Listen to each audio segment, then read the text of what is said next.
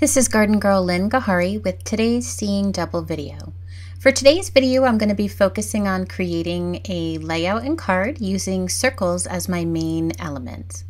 I'm going to be using the new Boy Crazy collection from My Mind's Eye. You can see here I'm just going through some of the papers. It's a very fun collection with lots of bright colors and fun patterns. I'm going to also be using a few sheets of paper from the Echo Park Dots and Stripes collection.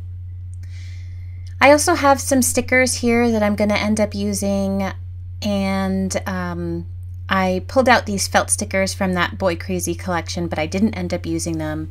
And I also have some brads and enamel dots as well, some washi tape, and finally some alphabet stickers from Simple Stories. Here's a rough sketch of what I want to do with my layout. I have 3 photos, and I'm going to be creating a large circle element right down the middle of my page.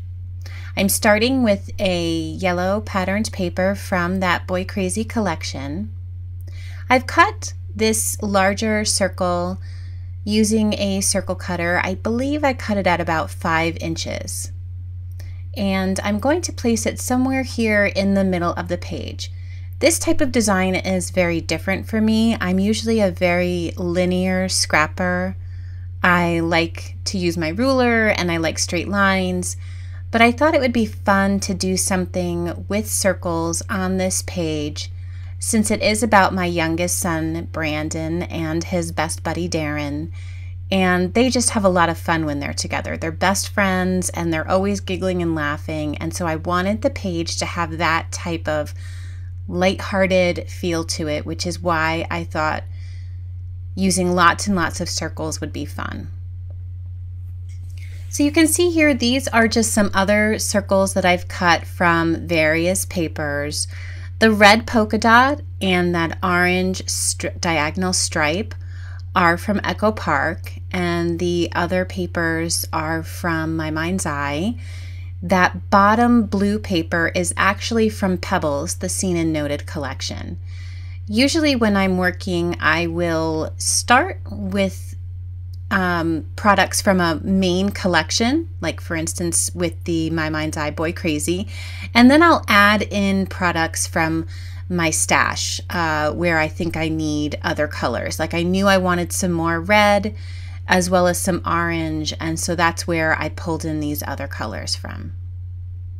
So now I'm just laying out some of these bigger circles just so I can start getting things adhere to the page, and then I'm going to keep building from there. I'm just adding some more adhesive, and what I'm going to do now is just anything that is hanging off the edge of the page I'm going to trim off. You could leave it if you wanted to, but I know in order for this to fit into my album, I'm going to need to trim these down. And I'm okay, you can see here I'm actually cutting off some of the photo. I'm okay with cutting the edge of the photo. Where I placed it, I wasn't cutting into anything that I would miss if it wasn't there. You can see that my son's friend Darren, you can still see his face just fine even though I trimmed off some of the side of the photo. This is actually a metal die from Spellbinders, and I use these all the time when I want to do pen stitching in a circle. I'm not very steady otherwise, so I use it as a little bit of a guide so that I can make sure that I'm getting my circles just the way I want them. You could also, if you don't have these dies, you could use anything. I mean, you can use the base of a cup or a dish. You can also just punch out more paper circles to use as your guide if you wanted to. The reason I'm adding these circles here is I just wanted some extra circles and elements, but without layering too many more pieces of paper. So I thought that the pen stitching really added a fun touch. And you could, if you wanted to, do actual stitching with your sewing machine or with some floss and a needle, but I decided to go with the pen stitching instead. Now I'm going to come in here with these letter stickers from Simple Stories, and I'm going to add my title. And I'm actually going to have my title go all the way down the center of my layout. And I'm going to split it up and use different colors as I'm doing so. And that's going to lead the eye. As you're reading the title, your eye will naturally flow from the top of the layout through the center of the layout and down to the bottom where it ends. So splitting your title like that is a great way to visually make sure that whoever's looking at your layout is getting a good look at everything that you want. You can have them start at the top, go through the middle, and down to the bottom like I'm doing here. These alphabet stickers from Simple Stories are fantastic. They're just the right size for longer titles. I think you get 8 different colors in the package, and the package is only, I think, $5 or something like that. I believe they may be sold out right now at the 2-piece store, but if you click the Notify Me button, you'll let the people at 2Ps know that you're interested in buying these, and then you will get an email when they are back in stock, so you immediately know when they're back in stock. And I have lots of these in my stash because they're just so fantastic. And mixing the colors like I'm doing here is a great way to make sure that, you know, if you run out of one color, you don't have to worry, because you can just mix and match your colors and you'll always be sure to have enough of the letter that you need. So I'm just going to continue. The actual title says, "You two are simply the best," because my son and his friend Darren are best friends. They've been friends since they were about 3 years old.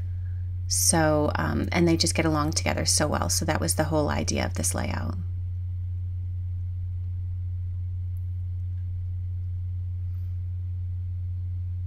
And you'll see, I think I mentioned on my last video that I did, when I'm placing my title, sometimes I start at the back, depending if I know where I want it to end, and sometimes I start at the front, and sometimes I start in the middle. For these, most of these I started at the back because I knew they needed to end at a particular point, and then I just simply moved forward.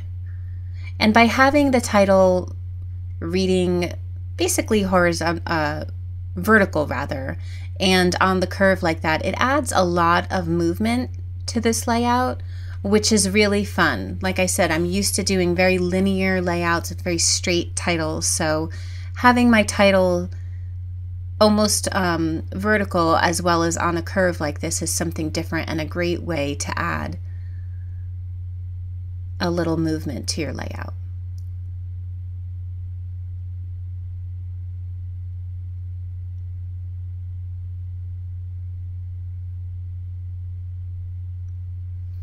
Okay, so now I'm going to come back in and we're going to do some more embellishing. These are brads that actually come with the collection. There's a whole sheet of brads, and they actually are layered already. And I've also got some stickers here that I'll be using. I'm just going to layer and kind of try things on and try them in different spots to see where I like them. This is a larger layered brad, so I knew that I wanted it right here. And when I'm going to place my brads, you'll see I give it a little push into my paper so it makes a little indent. And that way I know exactly where I should use my piercing tool to make a hole in the layout. So that's just a little something I do so I get an idea of where I want it and I don't have to guess and hope that I'm in the right spot. And one thing that you can do, stickers are one of my favorite embellishments. First of all, they are generally cheaper than anything else, which I like. And I will often layer my stickers with other embellishments. You can see here I'm layering this larger sticker with a brad, and I'll layer it with buttons, with other stickers. I usually use dimensional adhesive on my stickers. It's just, I love them. I just feel like they're so versatile, and I'm always adding stickers to my stash. I'm using, it's a little powder tool from EK Success, but you can just use baby powder if you want to just get off some of the stick. And I just do that so that it's a little bit easier to move around on my page. But you'll see I end up putting a lot of dimensional adhesive on the back of my stickers, and I'll kind of place them down with the dimensional adhesive on the back side without taking off those little tabs on the back, just until I get an idea of exactly where I want it. And then I'll go ahead and I'll stick it down when I'm sure. And everything with this layout, really, this is a very free-flowing layout for me. So it's all just visual. It's just looking and placing things and seeing where I think there needs to be more. I'm trying to spread out the colors. You'll see that I purposely used blue letter stickers up at the top near my red circle because I had a large blue sticker at the bottom. And then I purposely used the red letter stickers at the bottom where the blue circle was. And even with my embellishments, I'm trying to make sure that I have all of the different colors represented in each grouping. There's kind of almost like 3 groupings going on. You know, one near the large red circle, one near the graph circle, and then one down at the bottom near the orange and blue circle. So I'm trying to just make sure colors are represented pretty evenly across the page. And now I'm going to come back in here, and I felt like I needed to add a little bit more of that pen stitching right here. So I'm using another Spellbinders die and my journaling pen, and I'm just going to add another circle around where the word R is.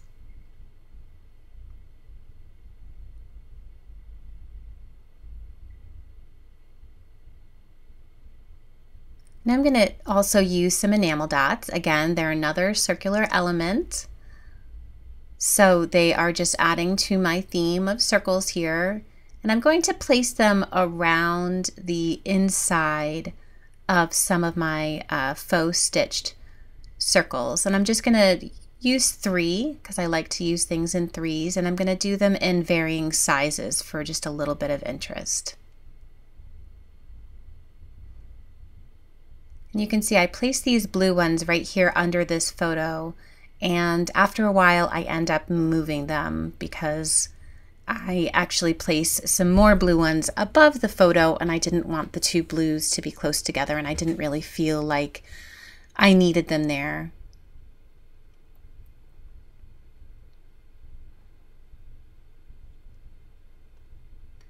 And as I'm placing these, you can see they also form somewhat of a visual triangle. I've got the gray up in the corner there, and I'm going to put the blue above that photo, and then I've got the red down at the bottom. And so again, it just is leading the eye on various points of my layout and making everything flow a little bit easier.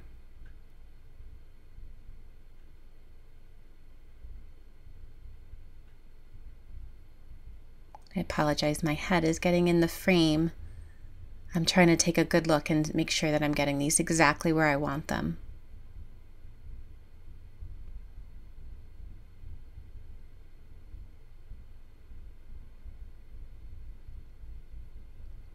So now I decided to remove these, and thankfully they came off pretty easily and I didn't rip my paper, so that's good, and I can use them another time.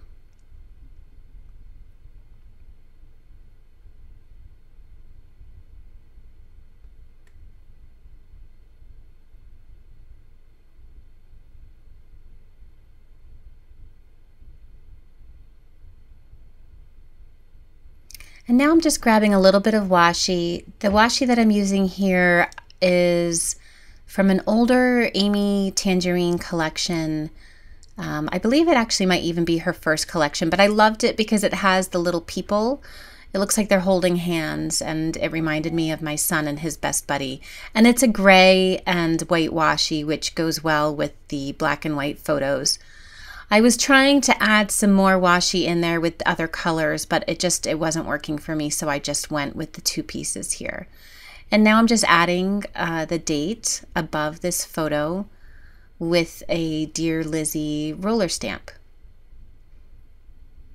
And here's a look at the finished layout. You'll notice I didn't add any journaling. I am going to add some journaling on the back side since I want to tell a longer story about how my son became friends. Okay, now we're going to move on to a card. And I just created this card from Craft Cardstock. It is a 4 1/4 by 5 1/2 inch standard card size. You can see I trimmed off an inch of just the front of this card. And now I'm going to place a strip, an inch wide strip of this diagonal paper so that it shows when the card is closed, that strip will show.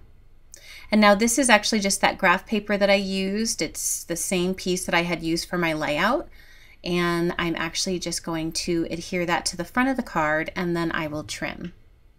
I just wanted to mention I use the Martha Stewart mini scoring board when I create because I create my own card bases, and I noticed that it's on sale for 50% off right now in the two-piece store. I think it's only $5 or $5.50, which is a great deal. I use it all the time. Scoring your cards is important to make sure that you don't crack your paper. So if you were looking at getting a scoring board, now would be a really great time. And it's mini, so it's easy enough to just hide away. It doesn't take up a lot of room on your craft table. So now I'm just playing around. Again, for this card, I'm going with the same type of circle theme. The circles are going to be lined up against the right edge of the front of the card. So I'm just literally just punching and deciding on colors, seeing what I want to have show more, what patterns I want to have show. And right now I'm trying to decide if I want any of the graph paper showing along that edge or if I literally want the circles to come off the edge with no graph paper showing at all. And I think I decided that this is how I want it to look. So I'm going to start adhering things down a little bit. I'm just playing around with one more circle, which eventually does not end up making it onto the card. And just make sure when you're putting your adhesive on your circles that you're only adding adhesive to the part that is going to be on the actual card front. That way your card doesn't stick closed.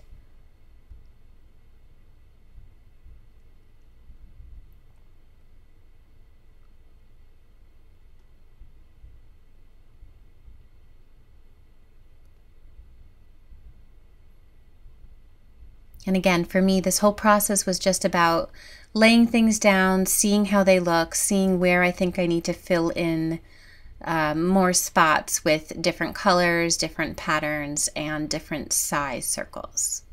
So now I'm just going to trim off the circles along the top edge, obviously leaving them along that right so that they hang over onto that dimensional paper. I'm going to come in here with a smaller Spellbinders die, and I'm going to use them to add some circles with my faux stitching and my black journaling pen. And you'll see when I'm adding the circles, I will place them over some of the circles and not over some of the other ones so that it looks like the circle is behind it, the pen stitching is behind it. And that just, again, is just eyeballing and deciding if I want it to show or not show.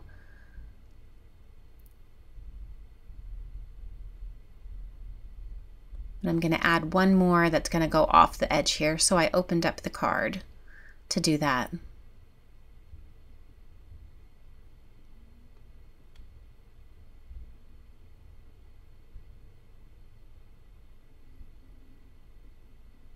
And I went to the sticker sheet and I decided instead of that blue patterned paper that I would use this sticker here that has a star on it, and I'm actually going to add a brad to the middle of it just to give it a little bit more dimension and to add something fun to the card front.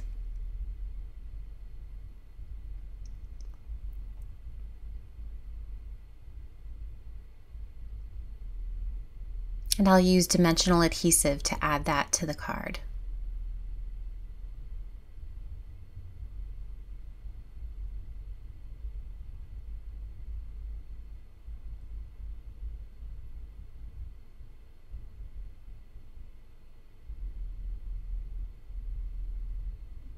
And now before I go any further with embellishments, I want to add my sentiment just to make sure I have enough room. And I'm going to add it the same way that I added it on the layout. I'm going to use the circle as my guide, the red circle, and I'm going to use the blue letters, and I'm just going to spell out the word hello.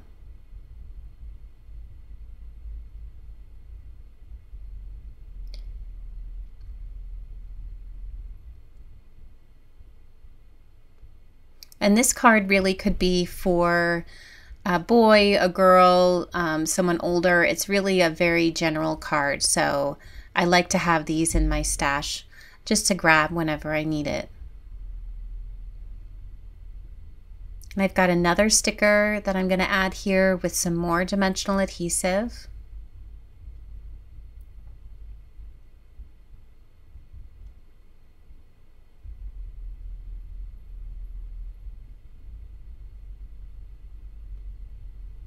And I grabbed this orange star sticker, but then I decided that I didn't like it because the orange seemed a little too stark on my card. So I ended up not using it and decided to go just with a brad instead. And originally I pulled off this brad, but the brad was a blue and white chevron, and since it was going to go right up against a blue circle, I thought I needed something different. So I pulled up this yellow and white chevron instead, which will tie in with the yellow and white punched circle that I have below.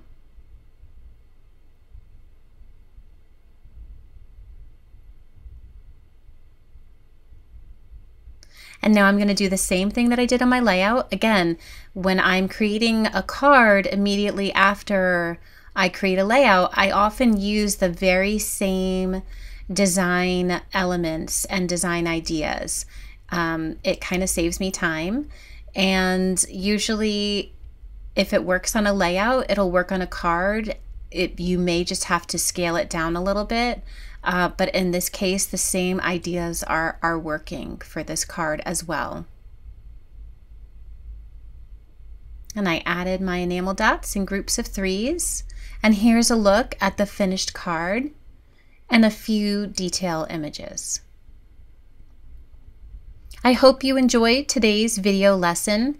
For more information, please visit www.2peasinabucket.com under the Seeing Double video tab.